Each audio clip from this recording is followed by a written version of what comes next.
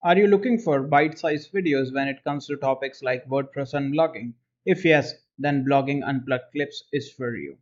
Hello guys, I'm Jasmeet, and on this channel I will be sharing clips from my main channel Blogging Unplugged almost every single day. Now if you are into bite-sized informational content, then make sure to leave a like, subscribe to the channel and turn on the post notification bell. And with that said, let's dive into the video. First, what I'm going to do is I'm going to install Yoast SEO. Now to install Yoast SEO, what I'm going to do is I'm going to go to install plugins, click add new. Sorry, I could have clicked add new right over here as well. Search for Yoast, and this is the Yoast SEO plugin. Let me install this plugin. Let's just activate it. Now I'm not going to basically configure the whole plugin. That will be a separate video in itself.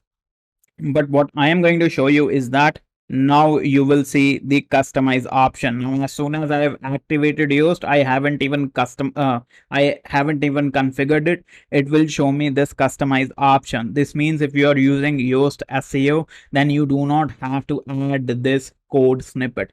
Now let's go to the home page of this website. Right over here, click this, and you see the customize option is available right over here. Now when I will click this customize, it will take me to the theme customizer. Now you can see the options of typography and colors are missing, or the layout related options are missing.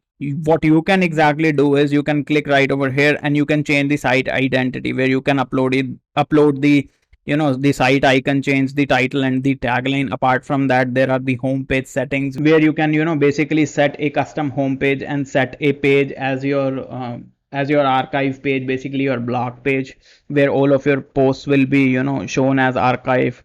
Then there is additional CSS option, which is right over here, and then the last option is the Yoast SEO breadcrumbs. Okay, so this is the option that you get on activating Yoast SEO. Okay, now on adding that code snippet, this is important, you need to know. On adding that code snippet, this Yoast SEO breadcrumbs option will not be there. Rest you will get access to all of these three options only.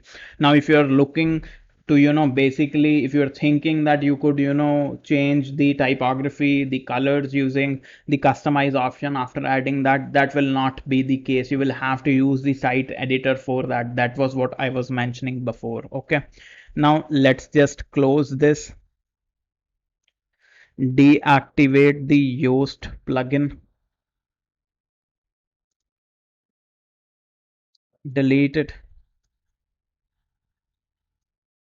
and you will see the customize option is gone. Refresh this and the customize option is gone. Now I hope you have found this video helpful, and if you did, then make sure to leave a like, subscribe to the channel and turn on the post notification bell. In case you have any queries, feel free to comment down below and I will try and help. Also, the links to our socials are in the description box below.